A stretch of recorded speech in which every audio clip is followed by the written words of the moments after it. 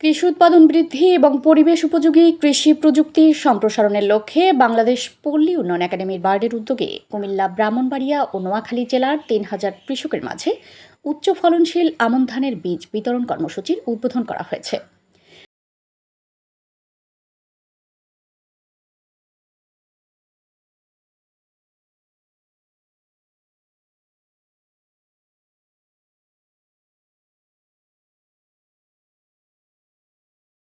সোমবার বার্ড কর্তৃক বাস্তবায়নাধীন গ্রাম সংগঠনের মাধ্যমে পরিবেশ উপযোগী কৃষি প্রযুক্তির সম্প্রসারণ প্রকল্পের আওতায় এই কর্মসূচির উদ্বোধন করা হয়। প্রকল্পের আওতায় ৩ জেলার ৩,০০০ সুফলভোগী কৃষককে ৪ কেজি করে মোট ১২,০০০ কেজি উচ্চ ফলনশীল আমন ধানের বীজ বিতরণ করা হবে। কুমিল্লার আদর্শ সদর, সদর দক্ষিণ ও বুড়িচং উপজেলার কৃষকদের মাঝে বীজ বিতরণের মাধ্যমে কর্মসূচির আনুষ্ঠানিক উদ্বোধন করা হয়।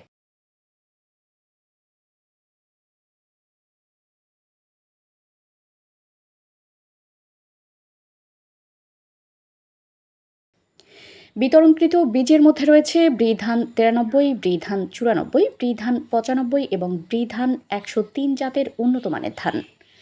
পল্লী উন্নয়ন ও সমবায় বিভাগের অতিরিক্ত সচিব প্রদীপ কুমার মহাত্তম বলেন, আধুনিক কৃষি প্রযুক্তি ও উন্নত বীজ ব্যবহারের মাধ্যমে কৃষি উৎপাদন বৃদ্ধি এবং কৃষকদের জীবনমান উন্নয়নে সরকার কাজ করছে।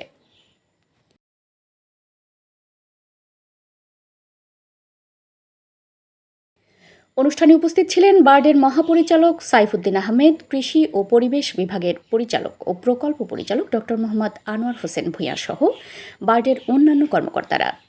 কৃষকদের মাঝে উন্নত প্রযুক্তি ও উচ্চ ফলনশীল বীজ পৌঁছে দিয়ে টেকসই কৃষি উৎপাদন নিশ্চিত করাই এই প্রকল্পের মূল লক্ষ্য বলে জানিয়েছেন সংশ্লিষ্টরা।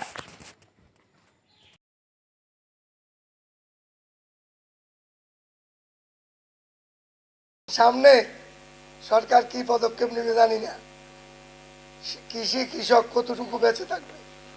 আমরা ঢাকা ইউনিভার্সিটিতে লেখাপড়া করছি অর্থনীতিতে, বলা ছিল বাংলাদেশের জাতীয় আয়, জাতীয় উৎপাদনের 95, 97, 93, 96, এক এক সময় এক এক বছর এক এক রকম ছিল, আসে কৃষি থেকে। কিন্তু আমাদের কৃষি থেকে এখন কত আসে এই ডাটা আমার কাছে নাই। সেটার সাথে আমরা ওভারকাম করে আমরা যাতে প্রতিবেশের সাথে মিলে কৃষিকাজকে এগিয়ে নিয়ে যেতে পারি সেই প্রচেষ্টা থাকবে। এবং এই প্রকল্পের মূল হলেন আপনারা, আমাদের শক্তি আপনারা, বার্ডের শক্তি আপনারা, সরকারের শক্তি, দেশের শক্তি হলো কৃষক। আর সেই কৃষকের মধ্যে সবচেয়ে গুরুত্বপূর্ণ হলো আমাদের ক্ষুদ্র কৃষকরা। এই ক্ষুদ্র কৃষকরা শুধু লাভের জন্য তো কৃষি হয়ই না, এখন শুধুমাত্র কিছু করার নাই বা কৃষিকে ভালোবাসে। কৃষিকে আমি ভালোবাসি, এই জন্য আমার ক্ষুদ্র কৃষক কিন্তু কৃষি করে।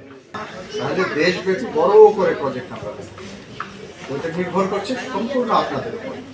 আপনারা সমিতি করেছেন, সমিতিটা আরো পাকাপোক্ত করেন, তারপরে এটা আমরা আমাদের একটা অধিদপ্তর আছে, সমবায় অধিদপ্তর, সব উপজেলায় এটার অফিস আছে, তারা এটা রেজিস্ট্রেশন করে দেয়। আর সমিতি হলে কাজ হয় কি, আপনারা নিজেরা অল্প কিছু টাকা জমাবেন, সরকার দেবে। আর এই সমিতির মেম্বার হিসেবে আপনি বাংলাদেশ সমবায় অধিদপ্তরের অফিসে যেতে পারেন, উপজেলাতেই আছে, বিআরডিবির অফিসে যেতে পারেন, পিডিডিএফ অফিসে যেতে পারেন, এসএফডিএফ অফিসে যেতে পারেন। এছাড়া আরও সরকারি সবগুলি দপ্তরই প্রায় এখন উপজেলা লেভেলে আছে, তাদের কাছে আপনারা যেতে পারেন এবং অনেক সহযোগিতা পেতে পারেন। এই যে অফিসগুলোর কথা বললাম, বিআরডিবি, পিডিডিএফ, এরা ঋণ দেয় খুব মিনিমাম সুদে।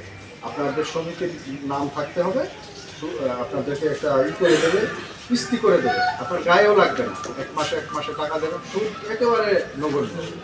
জিনিসের দাম 10% বাড়ে বছরে, আর আপনার সুদের হার 10 এরকম, অর্থাৎ মূল টাকা দিলেই হয়ে যায়।